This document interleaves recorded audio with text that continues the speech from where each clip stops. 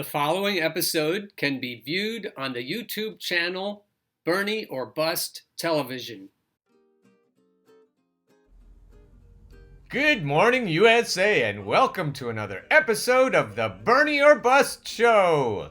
Welcome to my new subscribers. I think we picked up some new people after the debate on Twitch that I linked to yesterday. So welcome to you. The title of today's show is always a work in progress, but maybe we'll call it Sanders Strong Under Fire in South Carolina Debate. Not as good as Russia is trying to steal it, but maybe we'll make that work. This is from a CBS News report. Bernie Sanders held his own under attack from all sides during an at times fractious debate in Charleston on Tuesday night. So we're in South Carolina for all the marbles, according to Kyle Kulinski. He thinks that if Bernie wins South Carolina, then it's over. Over, he said. So Bernie reiterated his plans for paying for Medicare for all whilst asserting his vision for a more balanced U.S. foreign policy as other frontrunners Joe Biden and Mike Bloomberg went after him. I think it's interesting they call Mike Bloomberg a frontrunner when he hasn't even been in an election yet. Shows you what money can do. On the issue of his remarks about Cuba, Sanders reiterated that what he had stated was merely factual, and he went on to condemn authoritarians, also turning his attention to Bloomberg's previous remarks about Chinese leader Xi Jinping. He also called for a more nuanced U.S. stance on the Israel-Palestine issue, condemning Benjamin Netanyahu, whom he labeled as a racist. Yesterday's show mentioned the Cuba controversy, so go back to yesterday and see a clip of Barack Obama saying pretty much the same things that Bernie said, praising Castro and Cuba for their advances in education and in healthcare. Elizabeth Warren, meanwhile, continued her attacks on Mike Bloomberg, including on his remarks to a pregnant employee. The former New York mayor also came under fire for his support of charter schools and once again his support for stop and frisk. The crowd at the debate was generally more favorable to the establishment candidates, at least partly explained by the high cost of securing admission, but in spite of that, Sanders received enthusiastic support for his stances on legalizing marijuana and other remarks. Tonight's debate tickets cost $1,700 to $3,200. Guessing not many burners. Money bomb. The senator concluded with a quote from Nelson Mandela. "It always seems impossible until it's done," as part of a response to a critique that his agenda is too radical or impractical. These corporate centrists, you have to be able to see the people they're working for behind them, pulling their strings. The pundits, they have their strings going to a predictable place. Pretty sick. I'm always scouring the internet for different people's reactions and takes on things and all the information from every perspective, and I always appreciate Tim Black's perspective. I'm a monthly supporter of Tim Black and proud of it. He's the only one I support, so that shows you I really do appreciate his perspective. There were some key points that were made, all right? It started off with Bernie Sanders going in on Bloomberg, because the question was about how are you going to run against Donald Trump when he has an economy that's doing well? They just set this up for Bernie Sanders, right? That was his question. I don't know why they asked Bernie this, because you know Bernie. Bernie first, Bernie directly went at Bloomberg and said, well... Do you hear that sound in the background? The train whistle? That's the Bernie or Bust train, folks. You heard it. It's coming. We got to get on that train. Tim, if you're listening, as much as I appreciate your perspective, I don't appreciate that you have not come out openly and declared yourself to be Bernie or Bust the way you did in the last election cycle, the way you did in Philadelphia last time. So, if you heard that train, Tim, did you hear it? If you heard it, get on board. BernieOrBust2020.us. BernieOrBust2020.us. BernieOrBust2020.us. Sign the pledge, Tim. Get your viewers to sign the pledge. It's time. The train is a-comin'. It's doing well for who? Billionaires like Bloomberg? Bloomberg sat over there all pissed off. And then Bernie went through his list of, the issues that he has with Wall Street and how Wall Street looks like it's doing well, but Main Street's not doing so well. And how workers aren't making more money. Just the investors. So Bloomberg went out and he got an opportunity to respond to Bernie Sanders' accusations as a retort. And his retort was a bunch of smears a la Russia. Russia, they want Donald Trump to be president, so they must want Bernie Sanders to win because they know that you'll lose to Donald Trump. That way they get to keep Donald Trump as president. You are horrible, Bernie Sanders. It was lame. And there's something that I noticed right off the bat. Because this was a horrible answer to a question about the economy. So here I want to remind you about yesterday's show when we talked about Max Blumenthal and Aaron Mate's interpretation of the Russia smears that are coming. It's just a big hoax. And the CIA is behind it. And that sounds like a tinfoil hat idea for sure. But Max Blumenthal and Aaron Mate are not tinfoil hat people. They've got facts to back themselves up. So the CIA is meddling in U.S. elections. It's obvious. Every time you hear the Russia smears, you know it's the CIA meddling in U.S. elections. Shouldn't meddling in elections at that level be prosecutable as treason? It was like, how are you going to run against Trump's economy? And Bloomberg's response was Russia. So this was something that his team prepared him to say. Come on, man. This doesn't even make sense. It's not even in the realm of what we're talking about. That's right. right. He's suggesting that Trump is controlled by Russians and Bernie is controlled by Russians. So it's all a conspiracy to get Trump reelected. I mean, this is the mind of a loony centrist, or whatever you call those people, right? Corporatists. Also notice that there was a lot of applause for such a horrible response. So that's what told me. It's like, you know what? Michael Bloomberg has a lot of people in this audience. This is from the New York Post. Bloomberg, 78, has spent more than $500 million of his vast $65 billion fortune in campaign advertising, flooding TV networks with ads and dwarfing the spend of his rivals. He had paid ads during the debate. If that doesn't sound like corruption, I don't know what does. Other viewers were dubious about the lively audience who cheered when Bloomberg spoke and loudly booed Bernie Sanders. Dozens of people accusing the ex-Big Apple mayor of stacking the audience. A Bloomberg source denied the allegations and said each campaign was allotted the same number of tickets by the Democratic National Committee. They also denied allegations members of the audience were paid. Dun dun dun. I can't explain the nature of the cheers and boos unless at CBS News allowed the audience to be filled with a paid cheering section for Bloomberg and also broadcast Bloomberg ads in the middle of the debate, wrote Max Kennerly. It is outrageous and we all need to think of how to sanction CBS for it, he continued, demanding CBS explain who bought tickets to the debate. So Bloomberg has paid cheerleaders at the debate, and CBS let that happen, added another person. DNC spokeswoman Jojitol Hinojosa said tickets were divided between the campaigns, South Carolina Democratic Party, Congressional Black Caucus Institute, CBS, and Twitter. We invited local and community leaders and DNC supporters, she wrote on Twitter. This is the most diverse audience. And it's the most paid off. Obviously. Back to Tim. Price of the tickets were from $1,700 to $3,000 a piece. And later on in the show, Michael Bloomberg says, I'm endorsed by 10 blacks. Lots of 100 black politicians, many of which are here today as my guest. I'm sure they are, Johnson. That's why I keep hearing these fools yell out stupid shit when you make horrible comments, hearing them clap at the worst responses. And this continued all night, okay? Bloomberg needed to have a good night because he had such a horrible night the other night. And the only thing worse than some of Bloomberg's answers and responses were when he tried to be clever.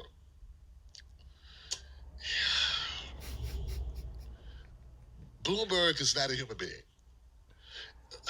He's not a person that like walks around like the rest of us. I mean, he's carried by slaves who fan him and feed him grapes, massage his back. They literally feed him grapes, literally. They would chew them for him, but I used to have that practice done for me where they would chew my food because I don't want to risk being poisoned. But it got a little soggy when they would spit it into my mouth. That's disgusting. That's disgusting, Joseph. He would never allow that. He's not going to let peasants chew his food, Tim Black. You're gone too far. You're gone too far. Okay. Now, this is the link to CIA Pete. CIA Pete, he's using this Russia smear garbage, and it's going to get worse. And every time you hear that little rat, because the CIA is paying him, and the CIA is trying to take down everybody who's anti-imperialist. They're trying to take down everyone who is anti-war, and that's Bernie fucking Sanders. So this little rat, he keeps attacking Bernie along the same lines as the oligarchic machinery tells him to. I have opposed authoritarianism all over the world, and I was really amazed at what Mayor Bloomberg just said a moment ago. He said that the Chinese government is responsive to the Politburo.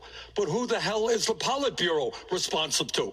Who elects the Politburo? You got a real dictatorship there? Of course you have a dictatorship in Cuba. What I said is what Barack Obama said in terms of Cuba, that Cuba made progress on education. Yes, I think. Really? Did you hear the booing? There's the Bloomberg paid stooges. Boo! And I showed you yesterday a clip of Barack Obama saying exactly what Bernie is saying. Maybe CBS News chipped in, but Bloomberg doesn't need any help paying people off. And that's what Tim Black has been saying on his show about the Black Caucus leaders who are now advocating a Bloomberg presidency. Really? Yes, because there's no comparing those two What Barack Obama said is they made great progress on education. Do you hear Pete just chattering away there over Bernie? Somebody should slap him. Elizabeth, come on, slap him. Slap him. Amy would slap him if she were closer to him. Let's back it up a little bit so you can hear all that chattering. Barack Obama said is they made great progress on education and health care. That was Barack Obama. Occasionally, it might be a good idea to be honest about American foreign policy. And that includes the fact that America has overthrown governments all over the world, in Chile, in Guatemala, in Iran. And when dictatorships, whether it is the Chinese or the Cubans, do something good, you acknowledge that. But you don't have trade love letters with them. I am not looking forward to a scenario where it comes down to Donald Trump with his nostalgia for the social order of the 1950s. He practices these. You can tell he memorizes these. That's what Amy has said earlier. And all of these are coming directly from the Clinton machine, Obama world, and from the CIA machinery. And it's all one big Hollywood CIA, DNC clusterfuck. And the sooner we figure it out, the sooner we'll understand every word that Pete is saying and why he's saying it. 50s, and Bernie Sanders with a nostalgia for the revolutionary politics of the 1960s. This is not about what coups were happening in the 1970s or 80s. This is about the future. This is about 2020. We are not going to survive or succeed, and they're certainly not going to win by reliving the Cold War. And we're not going to win these critical House and Senate races if people in those races have to explain why the nominee of the Democratic Party is telling people to look at the bright side of the Castro regime. We've got to be a lot smarter about this and look to the future. So this is Bernie's response to the two-state solution in Israel. I am very proud of being Jewish. I actually lived in Israel for some months. But what I happen to believe is that right now, sadly, tragically, in Israel, through Bibi Netanyahu, you have a reactionary racist who is now running that country. And I happen to believe that what our foreign policy in the Mideast should be about is absolutely protecting the independence and security of Israel. But you cannot ignore the suffering of the Palestinian people. We have got to have a policy that reaches out to the Palestinians and the Americans. And in answer to your question, that will come within the context of bringing nations together in the Mideast. The other person who was working hand in glove with the CIA machinery was Michael Bloomberg. And it's pretty obvious that he's getting intel from them in some of the attacks that we heard last night. This is from David Knowles, Yahoo News. Sanders hit early and often at Democratic debate. Bernie Sanders, who has been mostly spared attacks by his rivals for the Democratic presidential nomination, paid the price of being the frontrunner Tuesday night in the debate in South Carolina, which holds its primary election on Saturday. Former New York City Mayor Michael Bloomberg kicked off the flurry of attacks by referencing a finding from U.S. intelligence agencies that Russia was seeking to aid Sanders' candidacy in the primary election. Dear viewers and listeners, let me remind you that the CIA dropped this news on the eve of the Nevada caucuses. They had told Bernie Sanders' campaign long before this, and the Bernie Sanders campaign did not leak the information, but the CIA leaked the information on the eve of the caucuses. What does that tell you? Who's meddling in U.S. elections? The CIA is meddling in U.S. elections. So Bloomberg, he just picks it up and takes it to the bank. Former New York City Mayor Michael Bloomberg kicked off the flurry of attacks by referencing a finding from U.S. intelligence agencies that Russia was seeking to aid Sanders' candidacy in the primary election. Vladimir Putin thinks that Donald Trump should be president of the United States, and that's why Russia is helping you, so you'll lose to him, Bloomberg said. Sanders responded by addressing the Russian leader. Hey, Mr. Putin, if I am president of the United States, trust me, you're not going to interfere in any more American elections, Senator Sanders said. Elizabeth Warren is trying to have it both ways. I think she understands that if she's going to be anyone's vice president, it's going to be Bernie's. And I hope absolutely that he doesn't pick her because she's a traitor and because she doesn't really scare the oligarchs. So Bernie's life could be in jeopardy if he doesn't have a scary vice president.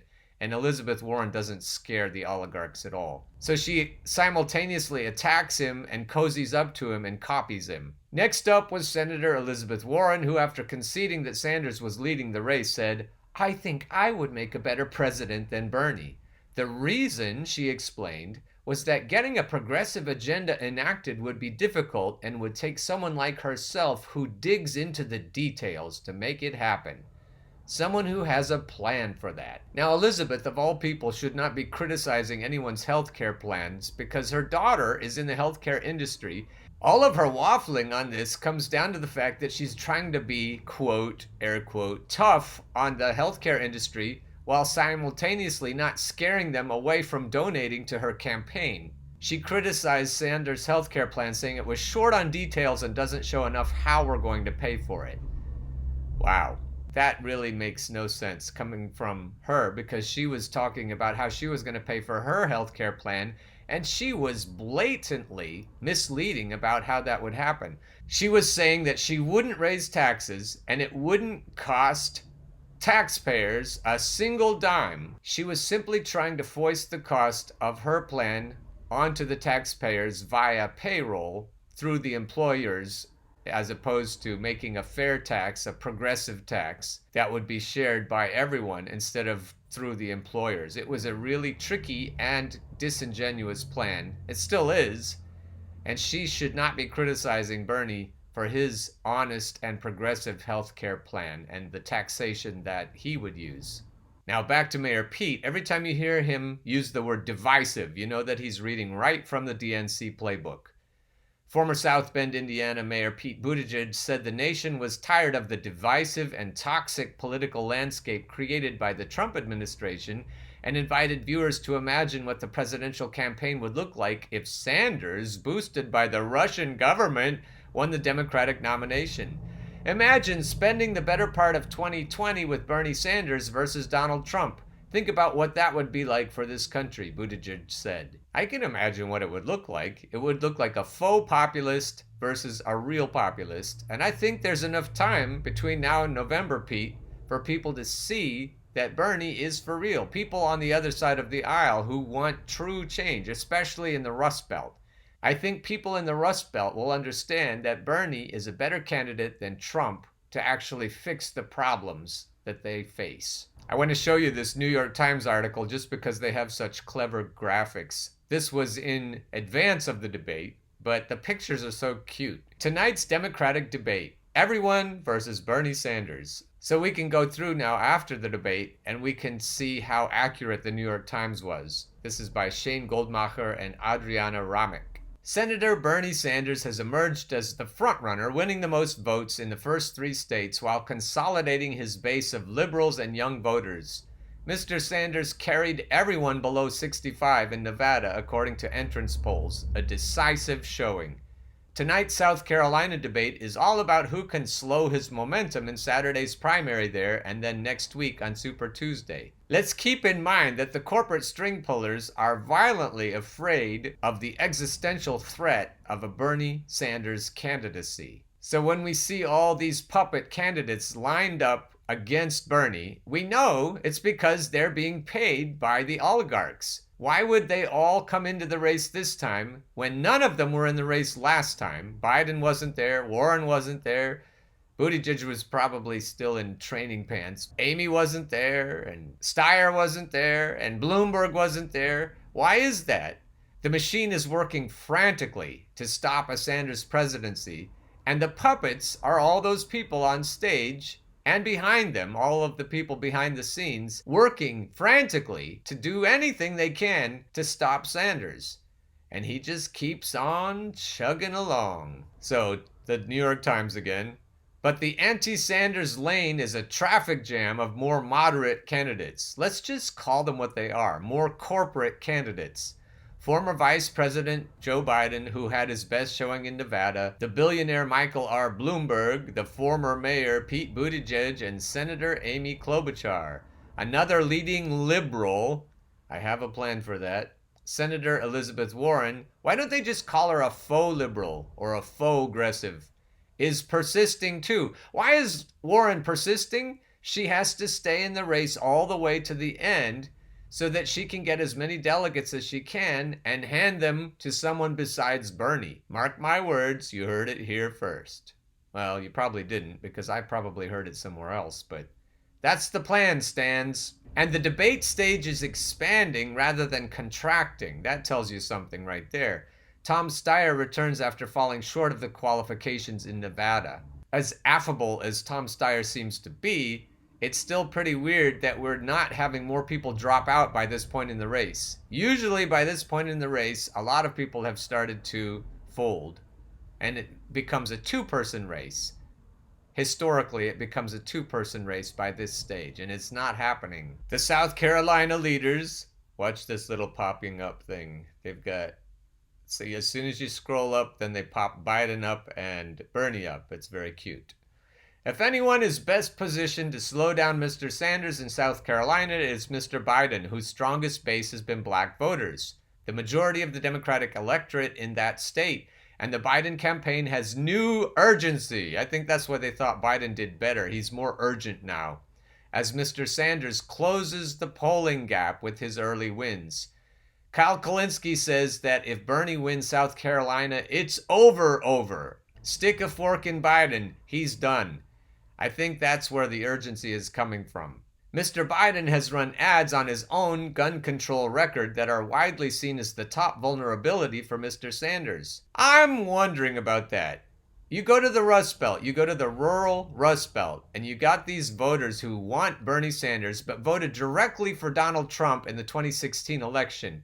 Do you think that they believe that this gun issue is a liability for Senator Sanders or a strength? The Vermont senator's aides have previously telegraphed plans to swipe at Mr. Biden over Social Security, but the senator has yet to execute such an attack on stage. I don't know why they decided not to launch this attack right before South Carolina. I think it would have been a good idea. We'll see what happens. Okay, watch this transition here. The rematch. See how Bloomberg and Elizabeth pop up? It's funny that Elizabeth is taller than Bloomberg.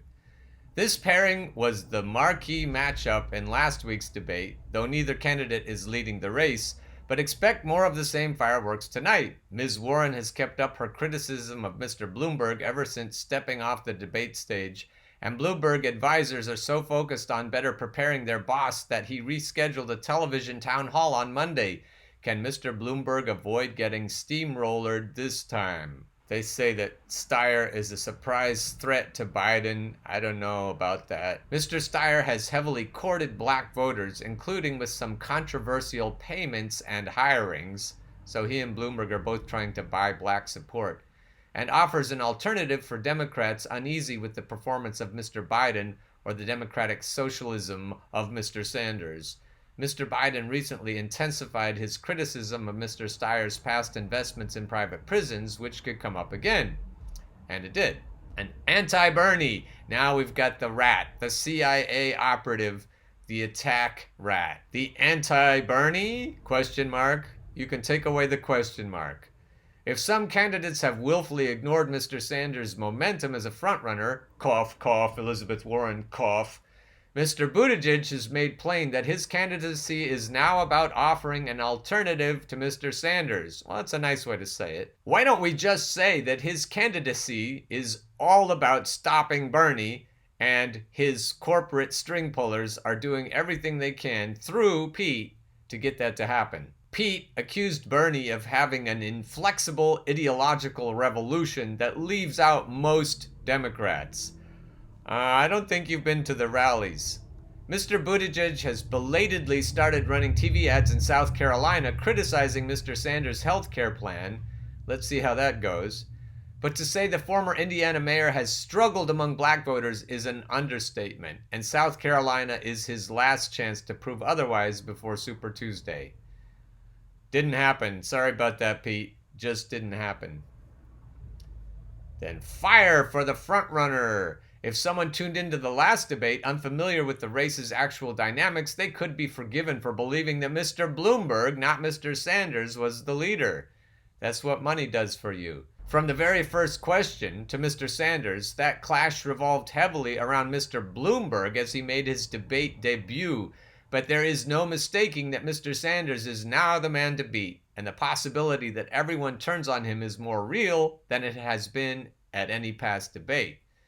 Now, they got that one right. So allow me to remind all of us that as you see the pylon, as you see the attacks fast and furious against Senator Bernie Sanders, the thing to do, besides donating to his campaign, is to pledge to be Bernie or bust. It scares the shit out of the oligarchs. They hate Bernie or bust. I can give you more information about that later as it relates directly to me and to this show. I've got some interesting tidbits, but I'm saving them up until I can make more than a few minutes segment out of it. The oligarchs, even though I'm a tiny little voice, they don't like it. They don't like my tiny little voice, and they're trying to stop me too. I should feel honored, right? Judge me by my enemies. So again, if you want to stop this oligarchic, CIA, DNC, Hollywood, Obama world, Clinton machinery, BernieOrBust2020.us is the thing to do. Tell your neighbors, tell your friends, let everyone know that you have had enough. BernieOrBust2020.us. Take the pledge now. Get on board the Bernie or Bust train. Come get on board the Bernie or Bust train. Once you hear that clickety-clack, there ain't no time for turning back. Go get on board the Bernie or Bust train.